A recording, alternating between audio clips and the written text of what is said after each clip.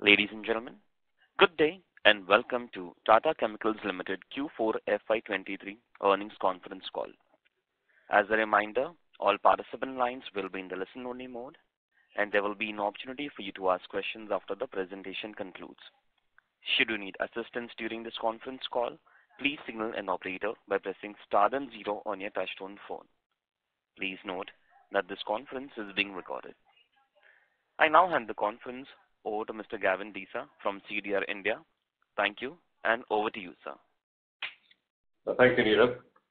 Good day, everyone, and thank you for joining us on Tata Chemicals Q4 and FY23 earnings conference call. We have with us today Mr. R. Mukundan, Managing Director and CEO, Mr. Hari Langrana, Executive Director, and Mr. Nandakumar Tirumalai, the Chief Financial Officer. Before we begin, I would like to mention that some of the statements made in today's discussions may be forward-looking in nature and may involve risks and uncertainties. I now invite Mr. Mukundan to begin proceedings of the call. Over to you. Thank you. Thanks, Gavin. Good day and welcome to everyone to our Q4 FY23 earnings call. I'm joined by my colleagues Zarir and Nandu for today's call. I will start the discussion with key operational highlights across business and geographies, following which Nandu will walk through the financial performance for the year. We have ended the year on a strong note, as can be seen by the results. Revenue and profitability have registered healthy growth, and more importantly, this has been healthy growth in all our geographies compared to previous years. Performance largely in line with what we have expected in the soda ash market. We expect in the medium term, the balance to be continuing in the soda ash market, especially because of the continued demand and start of various plants and operations both in India around the world. Our focus is on timely execution of our projects and efficient cost management. Now going specifically into elements which we feel are geography specific. Starting with China, we are very enthused by the strong reopening of China, and this has led to the tightening of dense ash within China, and inventories remain low in the dense ash sector because of high demand from the glass and container glass sectors. US continues to register strong demand from all parts of the world, and as can be seen, the contracts which we had mentioned last time and we said would be visible to everybody, those contracts have started to kick in, and that will continue to hold in terms of margin expansion in US. UK, as we mentioned last time, will move to fixed margin from Q1, and I think that effect of that fixed margin will be fully seen by Q2, basically Q1 of the next fiscal year, the current fiscal year which is running, and that will continue to hold good because that sort of protects the company from gyrations which may come with the risk of gas prices, and it sort of protects us against that. In terms of Kenya and India, they serve almost similar markets. They serve the Indian market as well as the nearby markets. We expect a few trends to continue. As you know, we had taken a price correction during the current quarter, and also in the previous month of the quarter. This was mainly to avoid discounting in the market and make sure our list price was aligned with the pricing levels prevalent in the market. But as we move through the year going forward, while the prices will remain more or less flat, I think our view would be the cost will start to moderate within India. So going forward from beyond Q2, we do believe that the margin would go back to previous levels. Just as a reminder, our contribution in this business used to be at the level of somewhere around a percentage gain which we had gained in the margin structure of whatever we had gained. We'll be able to go back to the old margin gains which we had prior to the high increase in cost which we had, which is tending to moderate now at a constant price. So all in all, the way we see the markets going forward, it will be that the US would continue to lead in terms of both margins and volume for us, and that is expected to marginally improve and then in fact hold right through the year. UK would moderate to fixed margin. Kenya and India would hold flat at the current margin and start to improve from Q2 once our cost structures come down, because as you know, we contract for coal, which is coal stocks which run for about 4 to 6 months, and they need to be wound down with the new stocks where the prices are at a lower level. So broadly, our view is that demand patterns are good. Prices are more or less stable, except where there is an occasional inventory movement. Especially in India, we did see some inventory coming in, because of which the discounting had increased and we took a pricing correction. But overall, worldwide, we continue to see strong demand right across sectors, especially driven off the new solar glass plants which are coming up. 3 lines are expected in India, and additional lines are coming up around the world. Just as a benchmark, 100 gigawatts of solar capacity needs 1 million ton, and every ton of lithium carbonate, we said, needs 2 tons of soda ash. So that should give you broad benchmark of the demand growth. Overall, in terms of demand supply, if you go on a global basis, while the demand growth will continue region to region depending upon where the capacities come on stream, anywhere between 2 to 6% growth, the supply is not going to keep pace with it, even considering at some point the 1.5 million tons of inner Mongolian capacity, which we have highlighted in the past. While this capacity will come in the interim, I think the key issue which one should bear in mind, which we can go through when we have the Q&A, is the fact that this will largely in our view, because of the high logistic cost to get it to port and beyond port, would serve the domestic market. And we do believe that with the strong reopening of China, this is going to bode well for this capacity to get absorbed. We have continued to maintain the world needs close to about 1.5 to 2 million tons of capacity every year for remaining balanced. And till year FY27-28, we don't see large tracts of capacity coming on, and this market will remain either balanced or tight depending on what the current contextual situation is. Geography to geography, it could vary. So all in all, what we wanted to highlight is that the structural elements of the business remain good, and we continue to invest in this business. Our capacity of 200,000 ton would come on stream in 2 steps. We expect 100,000 tons of soda ash to come on stream in India, additional 100,000 ton to come a year later. And in addition to that, the salt capacity will also go up in India by about 200,000 ton, but that will be slowly absorbed in the market at the rate of 100,000 tons per year. In US, we are in the final stages of finishing our debottlenecking details, and we do intend to add at least 400,000 tons of capacity in US, and this addition would come in a period of about 24 to 28 months. Broadly, that is the context of our growth.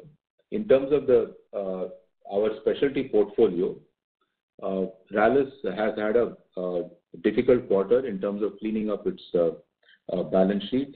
With this cleanup behind it, I think Rallis is poised for a steady and strong year-on-year growth going forward.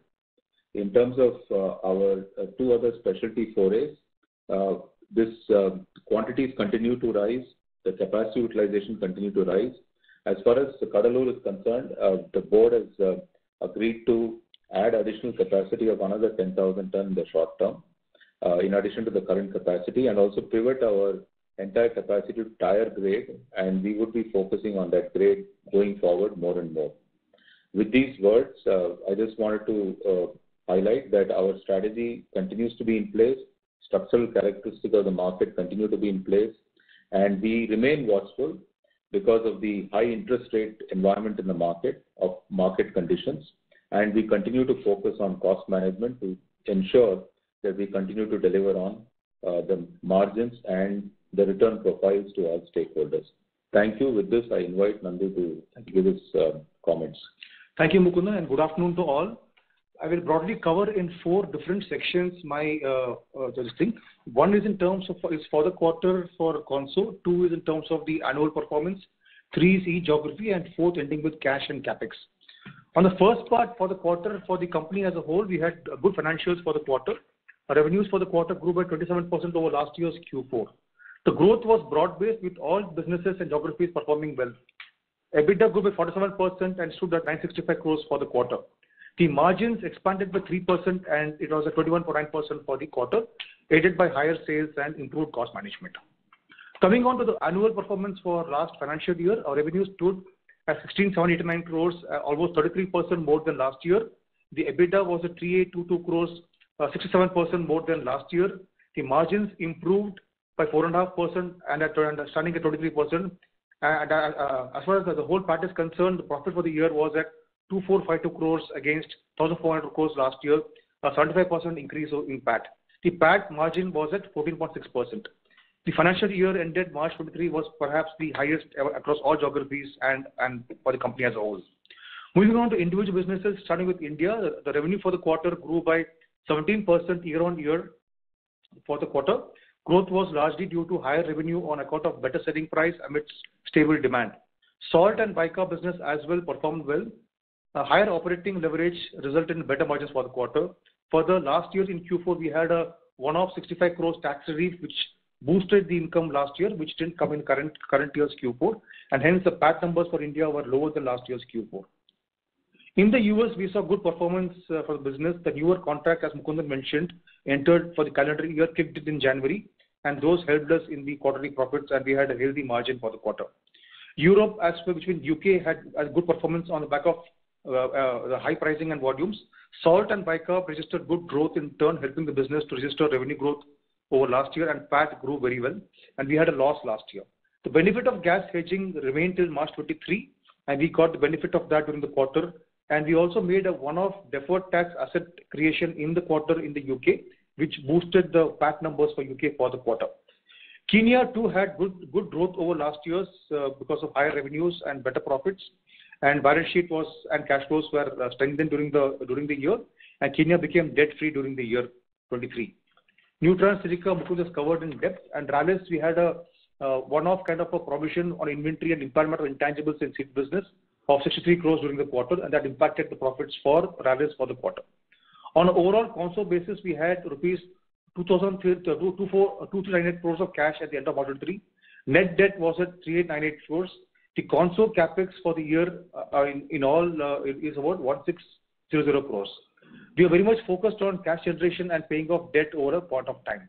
With that, I close my comments and hand it over back to the moderator to open up for questions. Thank you. Thank you very much. We'll now begin the question and answer session. Anyone who wishes to ask a question may press star and 1 on their touchtone telephone. If you wish to remove yourself from the question queue, you may press star and 2. Participants are requested to use handsets while asking a question. I request to all the participants, please restrict to 2 questions per participant. If time permit, please come back in the question queue for a follow-up question.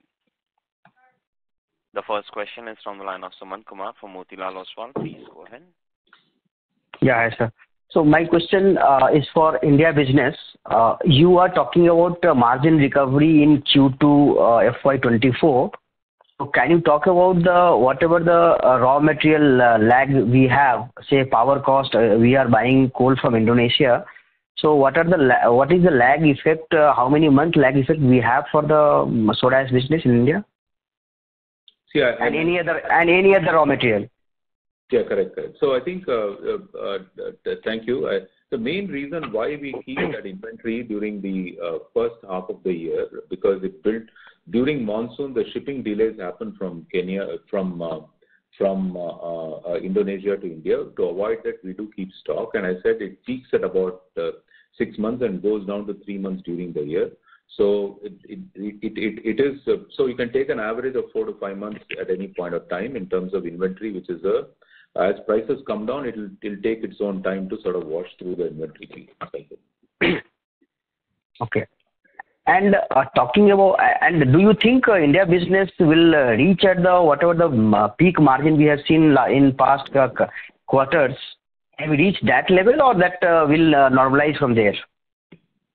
See, the margin level India business, India has always been a leading margin business, but broadly speaking, the next year, I think you will start seeing US to lead the margins massively. I think the key lever for us in terms of performance going forward next year is going to be that I had mentioned this, UK will go to fixed margin structure, which means they will be profitable, but they'll be on a fixed margin. Kenya and India, the margins would moderate to normal levels, but they are much higher than what used to be before pre-COVID, and we are going to be in that structure because that is the nature of the current demand-supply environment. And US would also improve and go get to the margin levels we have seen worldwide, but that means there's going to be an expansion in US margin. So the way we see next year panning out is fundamentally that numbers from US will substantially change. Numbers from India more or less will hold around the same levels, and numbers in Kenya and UK would moderate and would stabilize to normal profitable levels. But this will be at a higher level than what we used to see before COVID. Thank you. Sorry to interrupt you, Sumant. I'll request you to join the queue again. I request all the participants, please restrict to 2 questions per participant. The next question is from the line of Abhijit Akella from Kotak Securities. Please go ahead. Yeah, good afternoon and thanks for taking my questions. First on the Europe business, this 225 crore EBITDA for the quarter, is there some gas hedging benefit still within that? And if so, could you please quantify that? And when you're alluding to, a fixed margin structure for the year ahead, would it be possible to share with us broadly, what sort of, EBITDA numbers we should be looking at for the year for the year? Abhijit, I understand your question. I think just wait for next quarter result. That will tell you the constant margin number. I think we would not want to disclose that. But in terms of deferred tax asset and one-offs, I think Nandu can highlight. Yeah. So Abhijit, I think we spoke about our hedges being in place up to March 23. So the benefit of our lower cost hedge of gas also has played out in Q4 also. And we also had the one-off tax benefit which came around 50 crores in UK in Q4. So that won't come back in Q1. So 50 crore is fundamentally at the PAT level, it's a positive impact of tax asset. But in terms of the gases, they were in play. But for you to get a peek into the fixed margin, I think just wait for Q1 result. And because of the fixed margin structure, one, we have a very assured volume offtake within UK. So volumes are not going to be under pressure at all. And secondly, I think the company will be consistently profitable. Okay, sure. And the second question I just had was with regard to upcoming supply additions in the world market. So regarding this Inner Mongolia project, apparently the news from China, or at least the claims from China are that they are trying to ramp up this capacity to 5 million tons within this calendar year itself. So is that something that you're seeing as well? Also, if you could just help us with regard to other capacity expansions coming up across the globe. I believe there is something in the US, so if you could just help us with that over the next 1 or 2 years, that would be helpful. Thank you. Yeah, in terms of capacity addition, Abhijit, I mentioned already that I think world needs about 1 to 1.5 million ton every year going forward. So if you add 2 years, it's going to be 2.5 million tons coming. And the world needs it to be balanced. Exact month and when it is going to come, I think we can't predict as of now, but broadly, and the additions also, I think will be broadly in that range or slightly below that range. As far as Mongolia is concerned, our information, our understanding is still 1.5 million ton. Over a period of time, they will go to 5, but we haven't, the last time the only natural capacity which came up was in Turkey, and it came up in tranches of 1 or 1.5 million, spread over quite a long time. So I don't think it's going to come in that speed. But if it does, we will keep you posted. Right now, our information is only about 1.5. And also the second element, which is unlike in Turkey where the plant is very close to port, I think there's about 200 kilometers to port, Inner Mongolia has a long distance to travel to any port and get to any export market. So our view remains that large amount of displacement it will do is the Chinese domestic market, and it is going to challenge the domestic synthetic manufacturers more, and they will be under pressure and some of the weaker units in China may actually close down. And in fact, they have been pretty much, the government has been in China very forceful in terms of meeting environment targets and shutting down capacity. So you're going to find some kind of a reordering there. I cannot predict how, but it is a natural process which will happen. To give you an example of that natural process, in US where we have 12 million tons of natural capacity, prior to this natural capacity coming on stream, US was fully synthetic. And all the synthetic capacity in US got wiped out over a period of time because natural capacities came on stream. So any natural capacity coming in any geography, that immediate geography gets to sort of challenge the synthetic capacities there. And as I also mentioned, synthetic plants then generally cannot export for long distance because their cost of production is high, so they can't bear a large amount of logistic cost. So the competitive position of Chinese synthetic plants are as good as our synthetic plants, so I don't see any issues at all on competing with them. The issue is going to be that how do they step up and compete internally within China, we need to watch. So this whole element of that Inner Mongolia capacity will play itself out, but will maybe play itself out very differently from the way Turkey played, because Turkey's capacity had to be absorbed in other markets. Large amount of displacement they did was in Europe, and it did find its way to multiple markets. So I would leave it there, and I think we should watch this very closely. Our view is not, I would say, in terms of our view is that it may not disturb the world markets as one would expect. Of course, there are always fears that one need to be prepared. So we are focused on being cost competitive and being ready for them. Thank you. Abhijit, I'll request to join the queue again for a follow-up question. Next question is from the line of Vivek from Morgan Stanley. Please go ahead.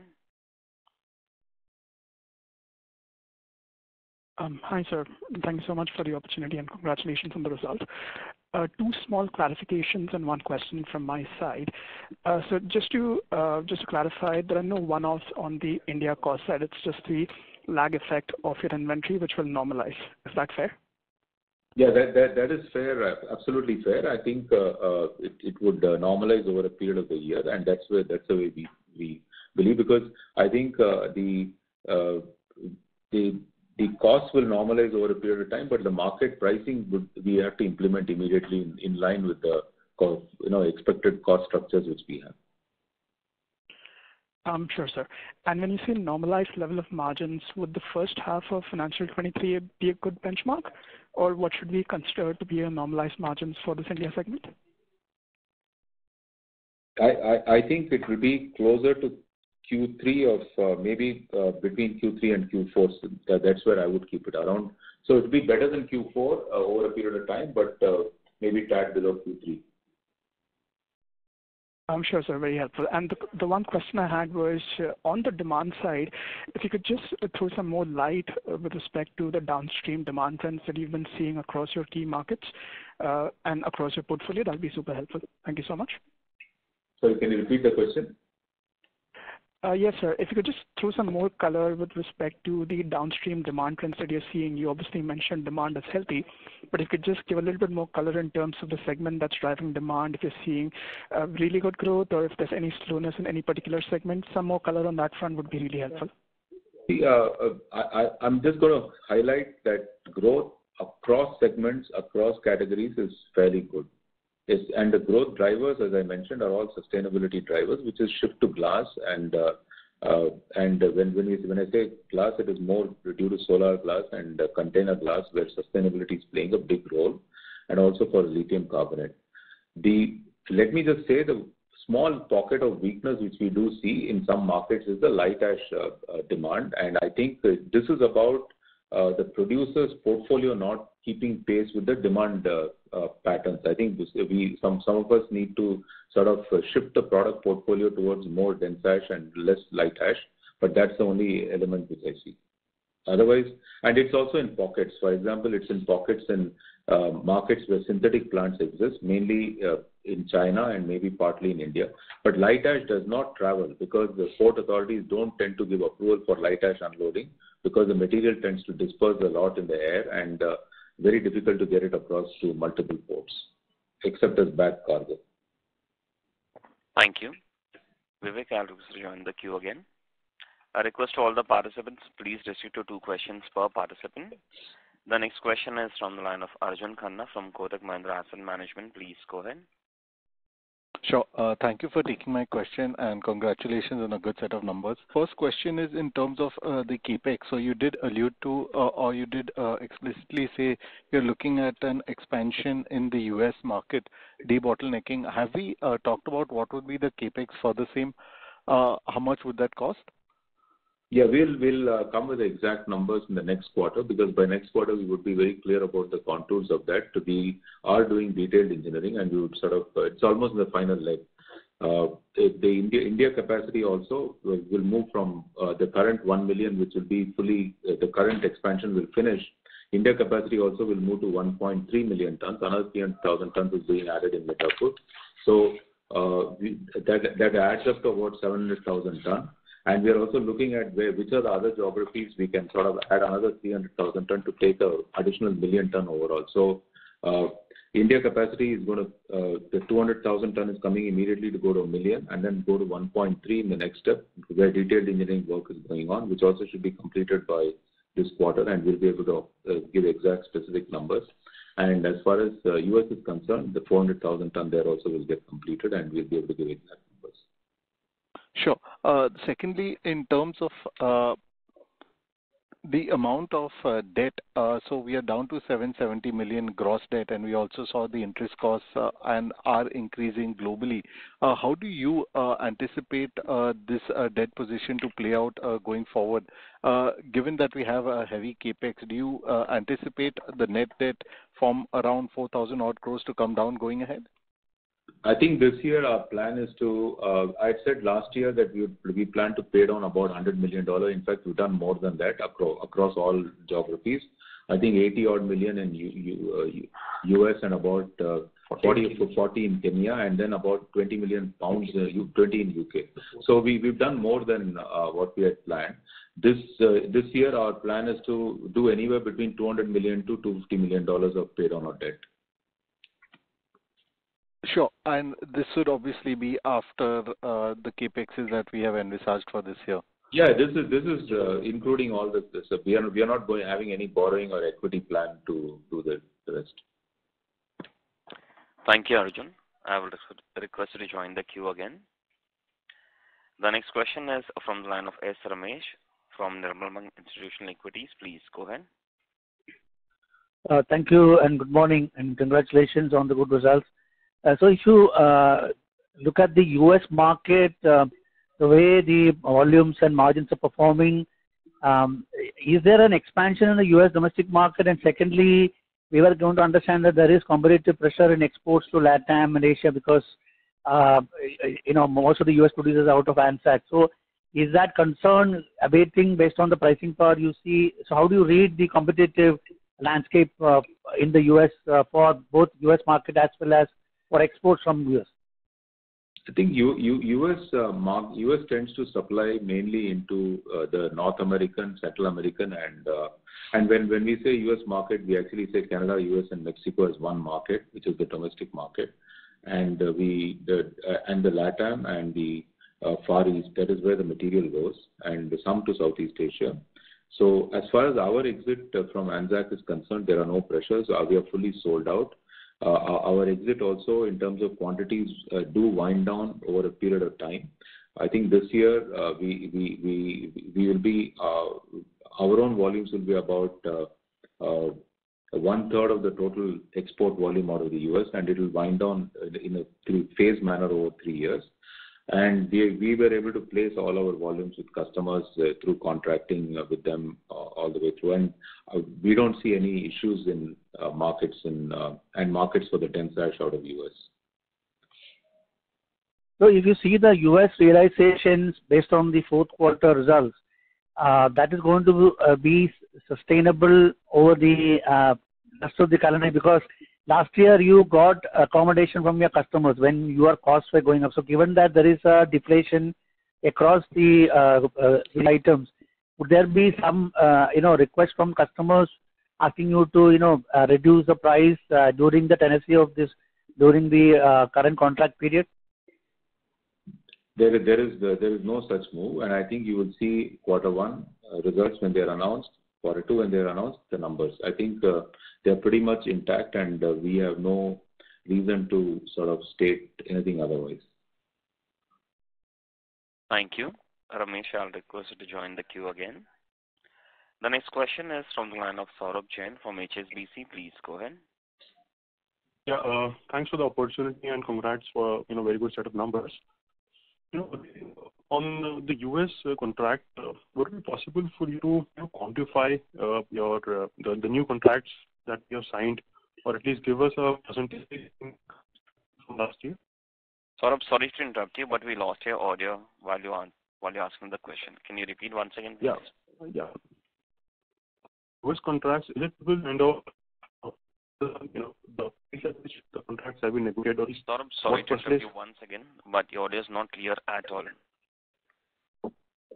Okay. Is my audio slightly better?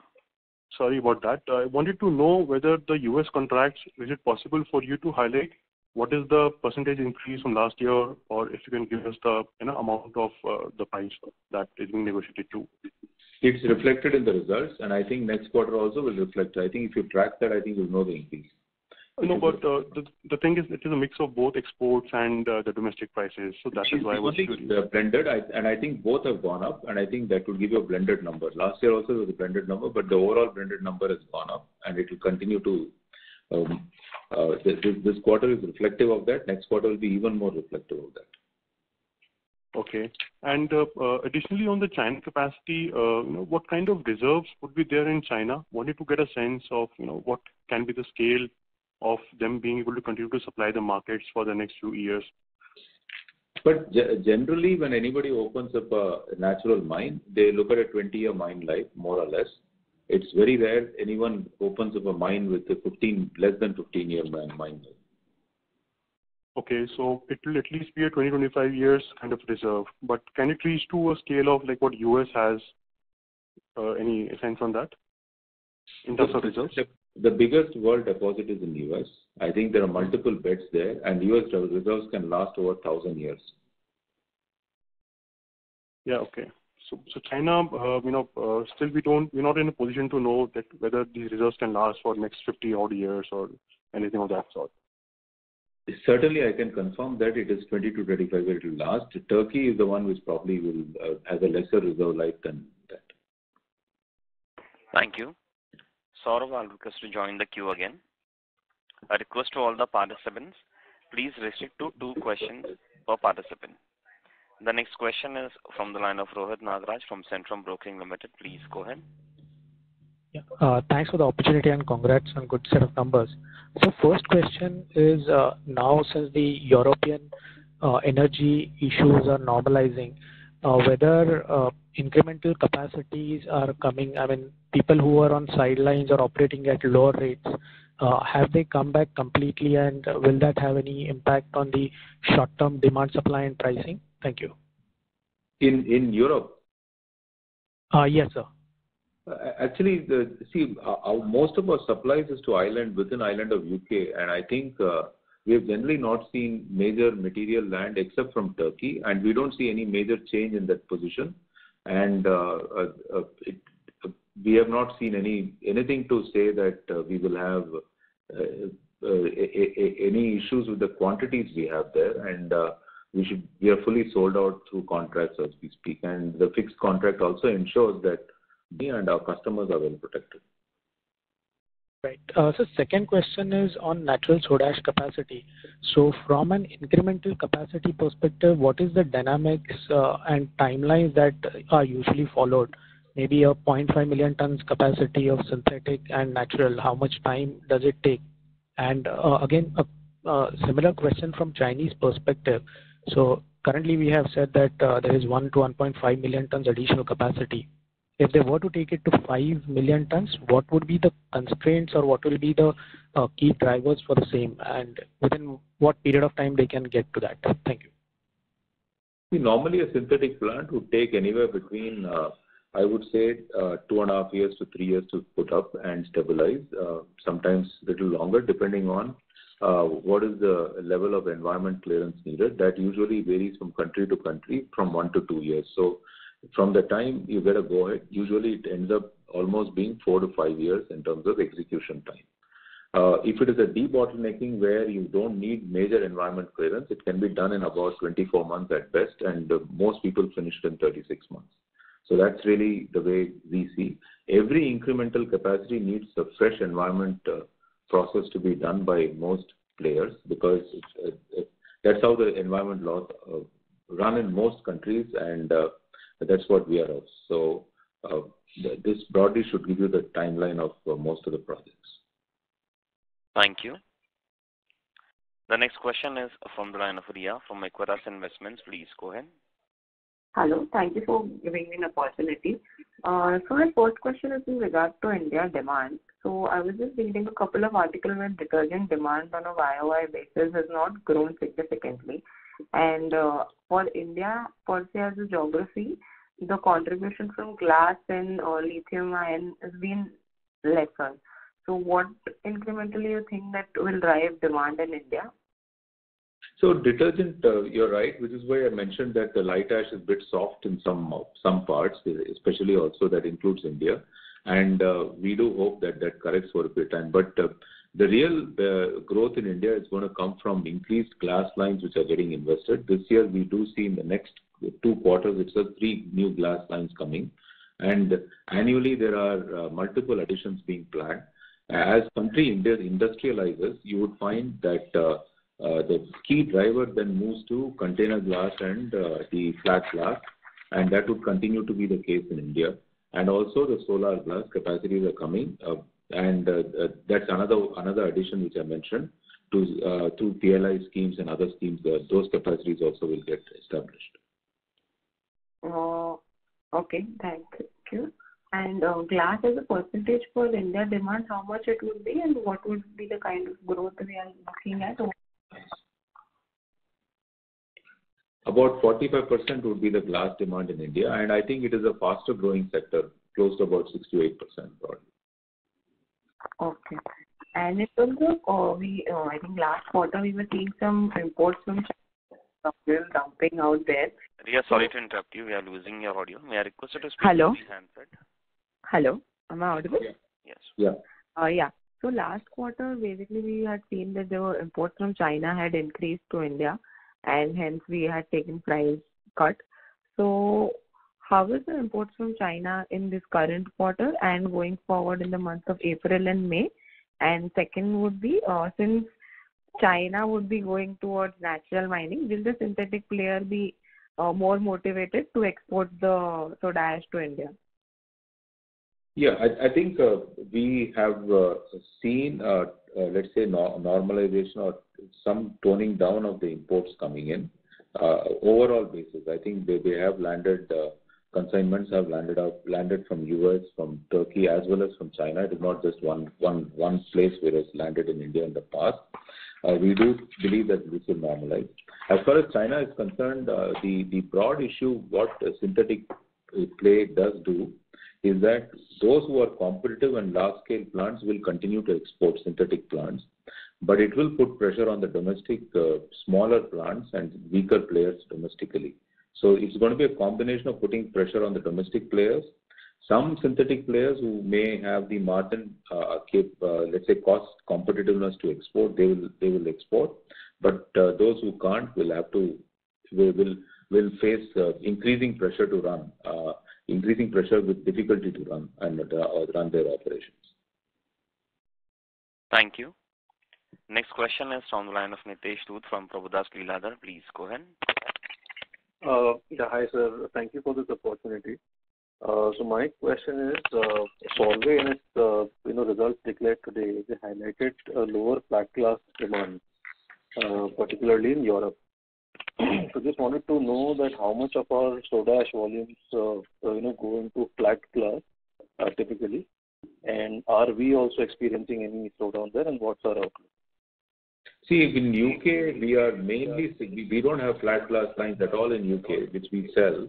Our product sells only in UK. We don't export out of UK, and in UK it is mainly container glass, and we are fully sold out.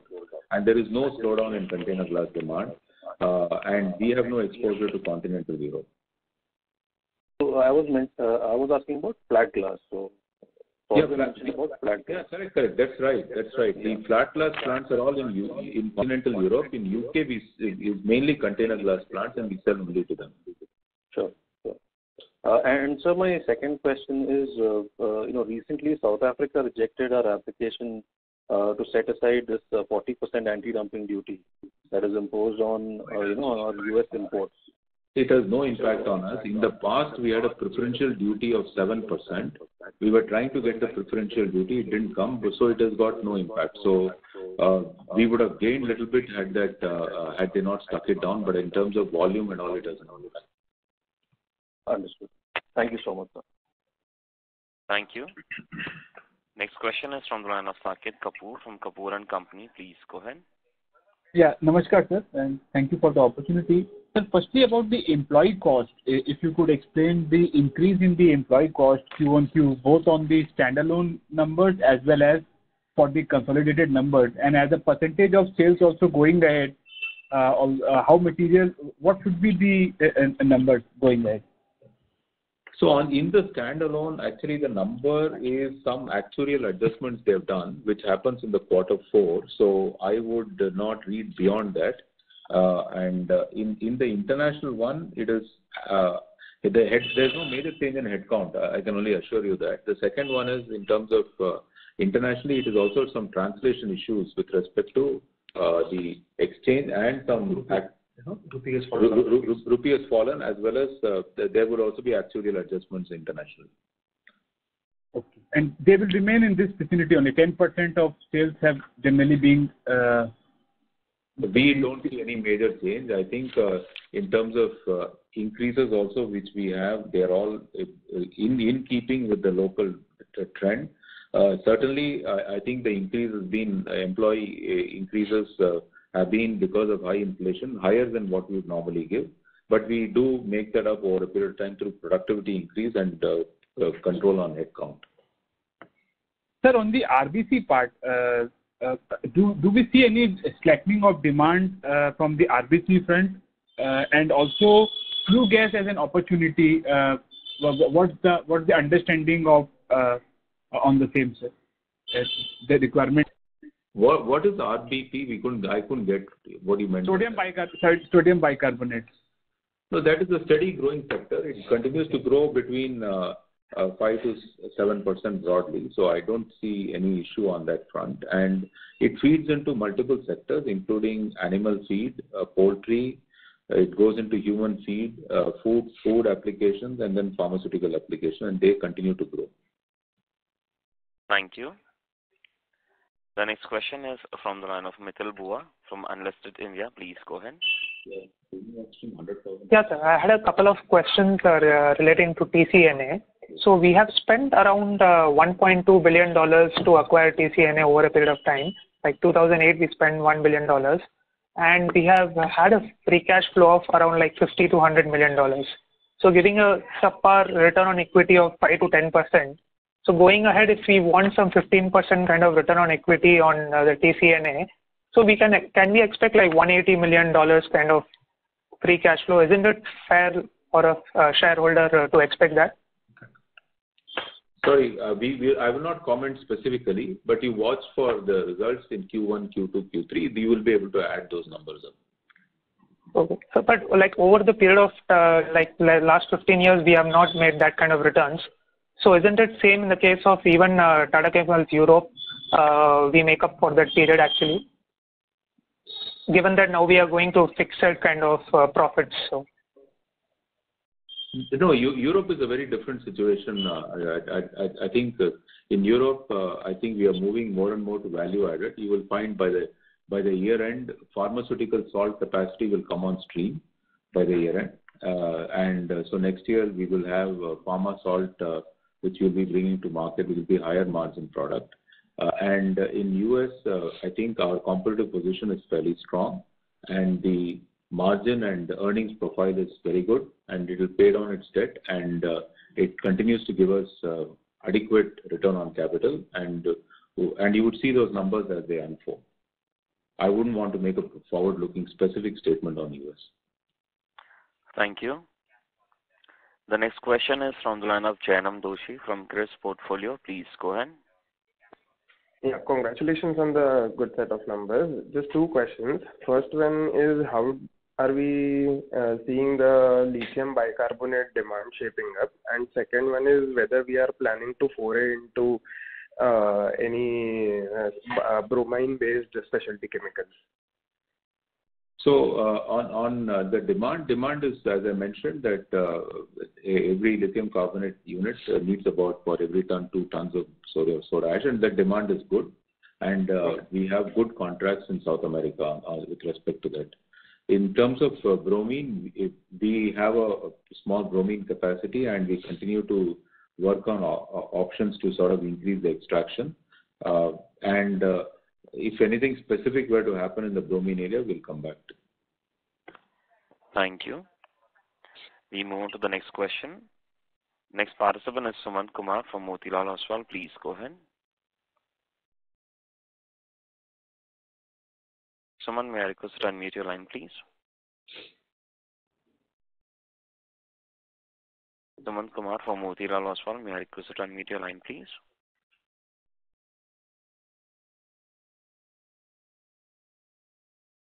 Due to no response, we move on to the next participant.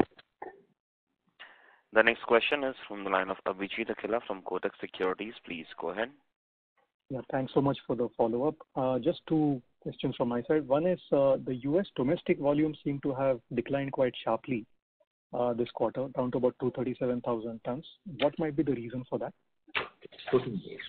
We are basically exporting more. There is nothing specific to it. I don't think we have any issues. We are almost on.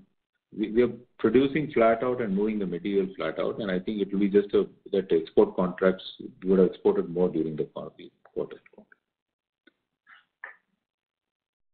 Okay, thank you. And the second thing was just with regard to this tax benefit in the UK, if you could please just help us understand exactly what has happened there and what we should expect as a normalized tax rate going forward for the UK and for the overall company.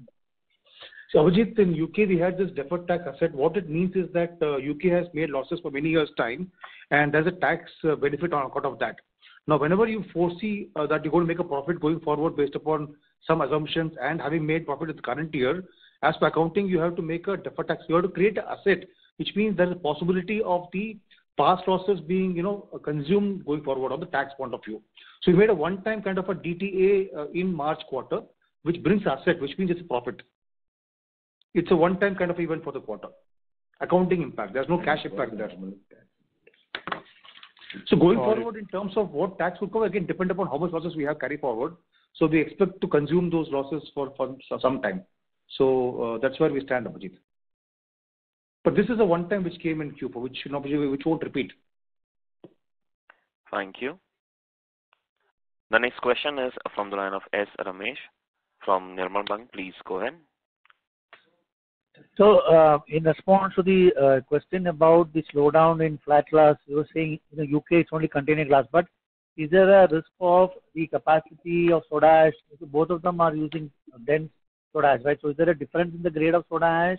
So, to that extent, your market for container glass is protected, or is there some fungibility in terms of the soda ash between flat glass in Europe and container glass? So, is there any risk to some substitution of or competition from UK soda ash capacity will get released if there is a slowdown in flat glass? See, they are fungible. You can move the flat glass, this dense soda ash to both flat glass as well as container glass. There is no, you're absolutely right on that. I mentioned to you that we are contracted out fully for the full year, and we see no issues with respect to our customers, and they continue to produce well and they continue to consume well. We've not seen any demand slowdown as far as our customer base is concerned in UK. Okay, thank you very much. Thank you. Next question is from the line of Sumant Kumar from Motilal Oswal. Please go ahead. In US business, you said this quarter we had $91 EBITDA per ton, and you said it is going to further improve from here also. So considering this and a strong balance sheet, why we are not aggressive for soda ash expansion in US? No, US we are expanding. I think we are in the final stages of detailed engineering to go ahead with the project, and the project is approximately 400,000 tons of capacity addition there. So this 4 is, I think, too conservative, and going by your balance sheet and a strong balance sheet and the kind of margin we are making, can we not 40-50% kind of capacity expansion in US for next for 3-4 years? See, as a vision, our vision is to lead in this market. We have already announced we will be aiming to be the leading player, and nothing less than being a leading player. You know the capacity of where the leading players are. We'll be ahead of that. But I can only announce what I have taken to the board and what the board is supporting us to go ahead with. That's the vision. Vision is to be number one in all the businesses we are in, including soda ash, bicarbonate, salt, and silica. These are 4 products we've identified for leadership. Thank you very much. I now hand the conference over to the management for closing comments. Thank you, and thank you all for attending this conference call. While this quarter has been good, we continue to focus on executing our strategy. The market conditions, while they remain robust, there are also words of caution because the interest rate has risen sharply. While it may have peaked in this quarter, and we anticipate most interest rates to stabilize for some time before they come down, we are preparing for that period, interim period, so that we remain focused on delivery with cost competitiveness. Our focus is going to remain to be very competitive and support our customers.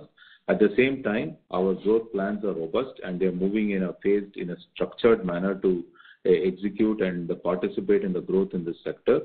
And lastly, we do believe that we need to continue to work our way through improving our balance, move towards a reasonable level of debt, and hopefully if the current trend continues, we would continue to make sure that we go to net debt levels which are almost zero in a near term of 3 to 5 years. This year, as we committed, we will be reducing our debt further, and that will also help us to weather any disturbances if they do occur, and also reduce the interest burden on the company. So overall, we have a robust frame in terms of expansion, growth, also improving our fitness, and continuing to serve our customers in a competitive manner. Thank you all for this, and see you next quarter, and have a safe year ahead. Thank you. Thank you very much. On behalf of Tata Chemicals Limited, that concludes this conference. Thank you for joining us. You may now disconnect your lines. Thank you.